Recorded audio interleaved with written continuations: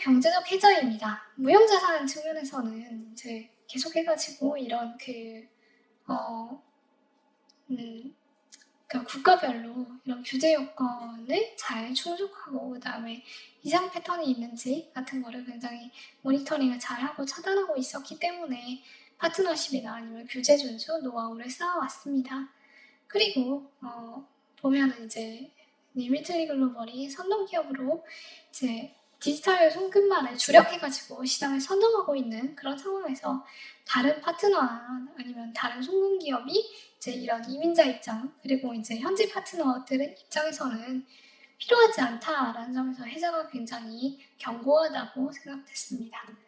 그리고 하루 수백만 건의 지천 송금을 실시간 리스크 관리하면서 1시간 내에 대부분을 처리하기 위해서는 데이터 축적이나 아니면은 머신러닝 고도화가 뒷받침되어야 되는데 실제 송금 데이터를 리미틀리 글로벌이 이미 많이 보유하고 있고 더 많이 축적하고 앞으로도 더 많이 축적할 거라는 점에서 경쟁사가 모방하기는 곤란하다고 생각했습니다.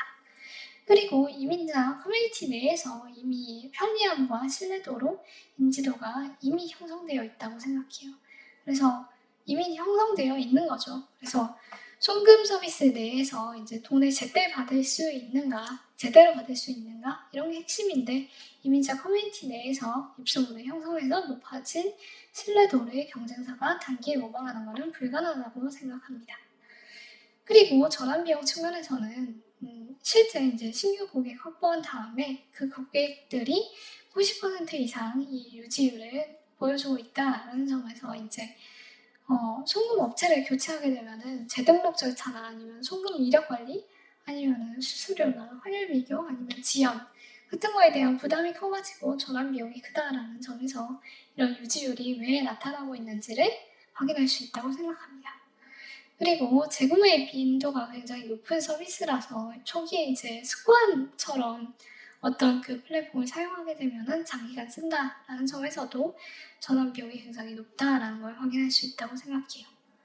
그리고 네트워크 효과 측면에서는 보면은 그 B2C 송금 플랫폼 같은 경우에는 거래 횟수가 쌓일수록 더 정확한 리스크 스코어링이나 아니면 사기 탐지 시스템, 더 풍부한 파트너 네트워크 구축이 가능해집니다. 그래서 실제로 많은 국가의 이용자가 많아지고 거기에 따라서 현지 파트너하고 네트워크를 이미 갖추고 있는 업체가 시장을 장악하기 더 유리해지는 구조를 가지고 있어요. 그리고 앱이나 아니면 현지 지갑 아니면 은행 연동 같은 게 어려운 이유는 이런 이유도 있습니다. 광범위한 API나 아니면 결제 파트너 연동 같은 게 이제 기술 통합 측면에서는 이제 신규 기업들이 들어와가지고 용이하게 하기 좀 어렵고 그다음에 규제나 법적 승인 측면에서도 복잡한 허가 절차가 필요하고 이제 고객 지원이나 사기 방지 시스템 같은 경우에도 이제 이걸 돌리는 백엔드가 필요하게 되고 그다음에 뭐 에러가 발생하게 되면은 이제 프로세스가 굉장히 복잡하기 때문에 시스템 구축이 어렵다라고 보여집니다. 그리고 규모의 경제 측면에서도 비용 우위가 있고 그다음에 그 리미틀리 글로벌 같은 경우에는 이제 오프라인 지점하고 같이 운용하는 레거시 사업자에 비해서 이제 부대 비용이 없고 전산 처리 위주이기 때문에 운영 효율이 굉장히 높다라고 보여집니다. 그래서 보시면은 이제 이익률 관점에서 보면은 이제 그 매출 총이익 성장률이 매출 성장률보다 더 높고 그다음에 매출 원가 증가율보다 매출 성장률이 더 높다라는 굉장히 모범적인 그런 증가율 관계를 보이면서 수익성이 개선되어 나가고 있어요. 그래서 아직 그 연간 기준으로 봤을 때는 영업이익이 적자이지만 최근에 그 24년 3분기에 영업이익 흑자를 시현했고 다시 이제 24년 4분기에는 이제 적자로 돌아섰지만 이런 점에서 봤을 때 이제 앞으로는 흑자를 시현하면서 판관비도 잘 관리해가지고 이제 이익을 더 빠르게 증가시켜 나가지 않을까라고 생각하고 있습니다. 그리고 R&D에 대해서는 충분히 지출 많이 하고 있어가지고 이제 매출 원가 증가율보다 R&D 지출 증가율이 더 높았다라고 볼 수 있습니다. 그리고 가격적인 측면에서 보면은 이제 극단적으로 높은 마진을 책정하는 데에는 어려움이 있어요. 근데 앞으로 이제 리미틀리 글로벌이 고객 경험이나 편리성에 대한 프리미엄을 일부 반영할 여지는 있다고 생각하고, 그런 점에서 경쟁사하고 비교해 봤을 때는 가격 협상력이 더 높다라고 생각했습니다. 그리고 이제 니치 마켓에서 이제 선도 기업이라는 점도 이런 그 마진율을 높여나갈 수 있는 그런 기업이다라는 근거로 볼 수는 있다고 생각합니다.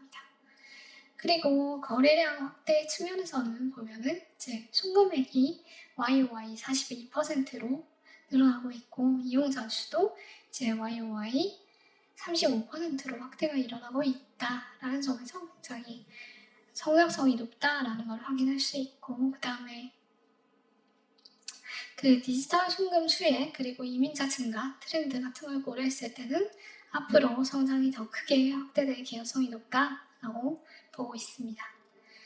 그리고 비용 효율화 측면에서도 보면은 스케일 상승으로 인해서 수익률이 개선될 거를 이제 레비뉴 레스 그 트랜잭션 익스펜스라는 그 지표를 보면은 이게 이제 매출 대비해가지고 거래 비용을 뺀 그 지표거든요. 이게 이제 빠르게 개선되고 있기 때문에 스케일이 늘어나면 늘어날수록 이제 수익률이 개선될 거를 확신하고 있다라고 이제 그 리포트들에서 얘기를 하고 있습니다.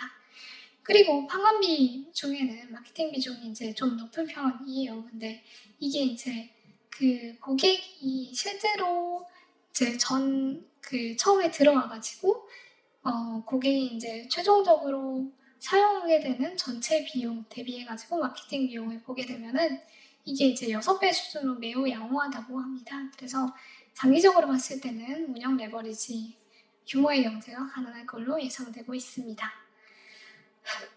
그리고 자본 배치 관점에서는 보면은 전체적인 재무 건전성이 양호하고, 그다음에 투자 우선순위 관점에서 보게 되면은 제 전환 비용이 굉장히 크다라는 점에서 성장을 위해서 가장 중요한 거는 고객 확보와 신뢰성이고, 이걸 위해서 이제 공격적으로 신규 고객을 유치하고 있고, R&D를 통해서 위험 관리 시스템을 이제 점점 더 이제 개선해 나가고 있다라는 점에서 자본을 적극적으로 이제 잘 할당하고 있다라고 볼 수 있을 것 같습니다. 특히나 이제 그 전체 고객이 들어와가지고 그 매출 발생시키는 거 대비해가지고 전체 그 광고 비중을 보게 되면은 6배 정도에 달할 정도로 굉장히 이제 그 단기적으로 손익 악화를 감수해도 장기적으로 봤을 때는 매출을 증가시켜주는 그런 방향으로 이제 광고를 진행하고 있다는 걸 알 수 있고, 이제 실제로 이런 그 투자 우선순위를 통해 가지고 24년 3분기에 영업이익률이 흑자 전환됐다라는 점에서 투자 효과가 나타나고 있다는 것을 볼 수 있습니다. 그리고 인수 제휴 전략에서 보게 되면은 이제 리미틀리 리와이어라는 그런 기업을 인수해가지고 새로운 지역하고 고객층을 확대하고 있고, 이런 전략적 인수도 좀 시장 확장을 목표로 이루어지고 있다는 점에서 성장성이 많은 기여를 하고 있다는 점을 알 수 있습니다. 그래서 보시게 되면 이제 그 밸류에이션 측면을 보면은 이제 보고서들을 보게 되면은 24년 기준으로 봤을 때 PSR이 3.7배 정도라고 합니다. 그래서 이제 30%대 매출 성장률을 시현하고 있는 경쟁사하고 비교해 봤을 때는 18에서 28% 정도 하인된 수준으로 볼 수 있고, 이제 그 피어 밸류에이션을 보게 되면은 이게 이제 시킹 알파에서 확인한 그 피어 밸류에이션이거든요. 보게 되면은 이제 그 성장률이 레비뉴 그로스가 좀 비견할 만한 기업으로는 이 페이라는 그 티커를 사용하고 있는 페이멘터스 홀딩스라는 기업인데, 얘네하고 비교해 보게 되면은 이제 PER은 47.1%, 그다음에 포워드 PER 51.3%, 그다음에 PSI 기준으로 봤을 때는 15에서 14.4% 정도 저평가되어 있다라고 볼 수 있다고 생각합니다. 그래서 연평균 30% 이상의 매출 성장, 그리고 규모의 경제로 인한 수익성 개선, 그리고 앞으로 밸류에이션 리레이팅 가능성 같은 거를 봤을 때, 그런 점을 봤을 때는 밸류에이션 리레이팅 가능성이 상당히 높다고 생각해요. 그래서 일부 시장에서는 마케팅 비용 증가가 좀 우려된다라는 그런 의견도 있지만, 오히려 광고비 지출의 효율성이 높다라는 평가가 많고, 그리고 24년 3분기에 첫 그 갭 영업이익 흑자를 달성했기 때문에 그런 점에서 봤을 때 수익력에 대한 증명도 이제 시작되고 있다. 이제 성장이 잘 이루어지고 있는 가운데 수익력에 대한 증명이 시작되고 있다라는 점에서 긍정적이라고 생각했습니다. 그래서 이 정도로 유니트리 글로벌에 대한 좀 발표를 마쳤고, 한 1분 정도 쉬셨다가 좀 Q&A를 진행하고 그 다음에 이번 주 LTO 리뷰를 한번 진행해 보도록 하겠습니다. 1분 정도 쉬었다가 진행할게요.